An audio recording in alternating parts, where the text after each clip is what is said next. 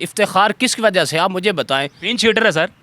आज तक उसने कोई मैच जितवाया आपको? सर आप मुझे बताएं। क्या सुपर ओवर आ गया, आप कोहली के साथ कंपैरिजन कर रहे हो अपना। आप कह रहे हो कि बाबर आजम और विराट कोहली, इधर अगर इंडिया होता तो कौन आता? जा रहा उनका। असल में जब उसकी कप्तानी चली गई उसको उसकी नीयत में भी फ़र्क आ गया है ना। हाँ, उसमें नीयत में फ़र्क आ गया है।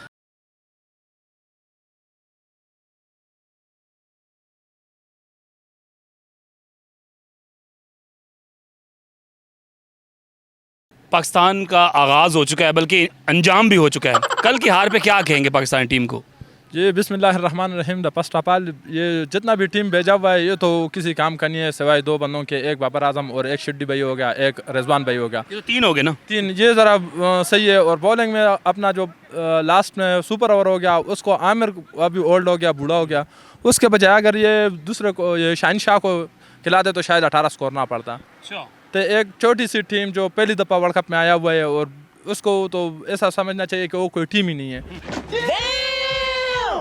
तो उसने उस 18 रन खा गए। फिर वो 18 रन बचाने के लिए हमारा इफ्तिखार साहब आया और फ़खर जमान तो चलो स्ट्राइक ही नहीं लिया, तो बाकी लोगों ने भाई कोई कारकर्दगी नहीं।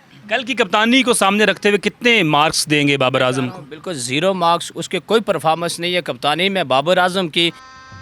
गजब बेइज्जती है। उसने शदाब खान को खिला रहे हैं, बार बार खिला रहे हैं, चांस दे रहे हैं, कोई विकेट नहीं दे रहा।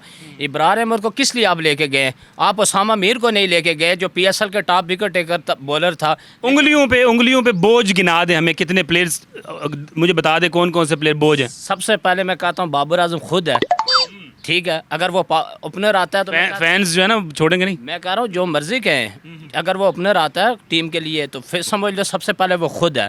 उसके बाद शदाब खान है, आजम खान है। इफ्तिखार किस वजह से, आप मुझे बताएं। पिंच हिटर है सर। आज तक उसने कोई मैच जितवाया आपको? सर आप मुझे बताएं। कल आप देखें जब सुपर ओवर हुआ तो उसको भेज दिया जहाँ पे उसको ज़रूरत ही नहीं भेजनी थी। फ़खर जमान को दूसरे साइड पे भेजते, फिर भी बंदा कहता चांस ले लेते, मैच जीत जाते, लेकिन ऐसे परफॉर्मेंस नहीं होती। बाबर आजम की कप्तानी को कितना रेट करते हैं कल के मैच में आउट ऑफ 10?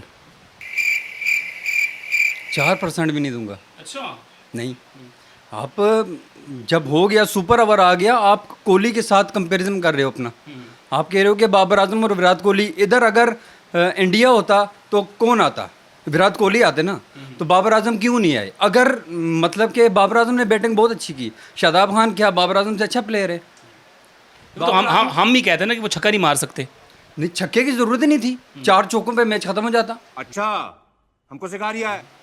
4 चौके चाहिए थे बाबर आजम की, 4 ड्राइवें। लेफ्टी आया है। सबसे बड़ी गलती ये है कि अगर लेफ्टी बॉलर है तो आप फ़खर जमान को सामने करो। आप क्यों उसको, वो मिडल खेलता है, वो मिडल उसको देगा नहीं, तो फ़खर जमान को मिडल मिलेगी, वो उसका है ही लेफ्ट है, वो तो मारेगा। तो फ़खर को स्ट्राइक ही नहीं मिली, हम फ़खर की बात ही नहीं कर सकते। बाबर आजम खुद आते, सामने होते, सिंगल करके उसको देते, 4 पे 2 छक्के मार लेते। कितने % चांस है इस हार के बाद पाकिस्तान के आगे जाने की? आगे ये इस राउंड से बाहर हो जाएगा। अच्छा, अगर इंडिया के खिलाफ फाइट करे तो कैसे जीतेगा? मतलब हमारे जो सही मेन प्लेयर हैं, तो आप देख लो, ये आजम खान को क्यों लेके गए हैं?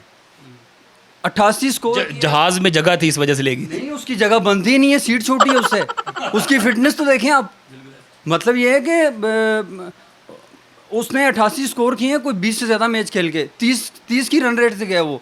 तो ऐसा मुझे ले जाएं, मैं जा रहा हूँ ना, मैं तो उससे ज़्यादा खेलूँगा। कितने नंबर देंगे आप? मेरे हिसाब ये 100 में से 0 नंबर दे तो पूरा है। 100 में से? मैं तो 10 से पूछ रहा था, इन्होंने 100 में 0 कर दिया। और शाहीन अफरीदी की बॉलिंग के हवाले से क्या कहेंगे? बिल्कुल आहिस्ता आहिस्ता वो प्रोग्राम बढ़ता जा रहा है उनका। जब उसकी कप्तानी चली गई उसको उसकी नीयत में भी फ़र्क आ गया है ना। हाँ, उसमें नीयत में फ़र्क आ गया। अगर नीयत उसका ठीक होता तो अब पहले वो 2 ओवरों में विकेट ले लेता। अमेरिका से हारने के बाद पाकिस्तान के चांसेस कितने हैं अगले राउंड में जाने के? तकरीबन अभी कम है, लेकिन इंशाल्लाह उम्मीद है कि आगे चलो, अगर ये बेहतर खेल पेश करो अपने लिए ना खेले और मुल्क के लिए तो इंशाल्लाह उम्मीद है कि इंडिया को शिकस्त देंगे। इंडिया को शिकस्त देने के लिए हमें क्या कोई नई हिकमत अमली बताएं, कोई कल के मैच को भूलने के बाद?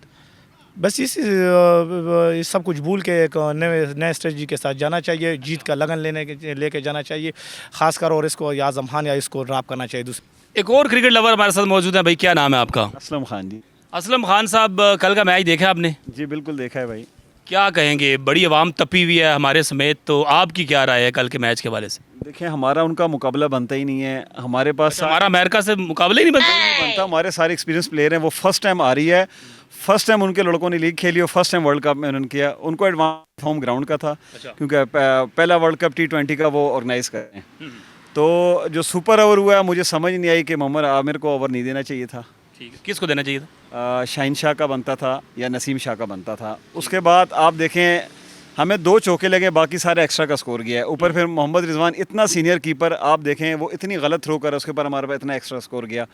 फिर आप जो हमारी ओपनिंग टीम आई है, आपने जो ओपनर्स भेजे हैं, आपने गलत बंदे को सामने फेस करवाया। आपको फेस इसको नहीं कराना चाहिए था, चाचा को। आपको फेस हमारे लेफ्टी जो हैं फ़खर जमान को सामने कराना चाहिए। वो एक एक्सपीरियंस प्लेयर है। तो सबसे पहले मैं बताऊंगा कि वहाँ बेराज है, एक बंदे को आप अगर 3 ओहदे देंगे तो फिर इसका तो मैच नहीं चल सकता। आपने उसको क्रिकेट मिनिस्टर बनाया, उसको मैनेजमेंट का वो सरबराह बने, सेलेक्टर भी बना। अगर आप सब कुछ एक बंदे को दोगे तो किस तरह मैनेज करेगा? अच्छा चले, वो तो बाहर की बात होगी। ग्राउंड के अंदर किस एक प्लेयर की वजह से मैच हारे हम? आजम खान, और जो 2-3 मन जिसका वजन है वो 2-3 मन जिसका वजन है, मतलब मनू के हिसाब से अब मैच आ रहे हैं जी।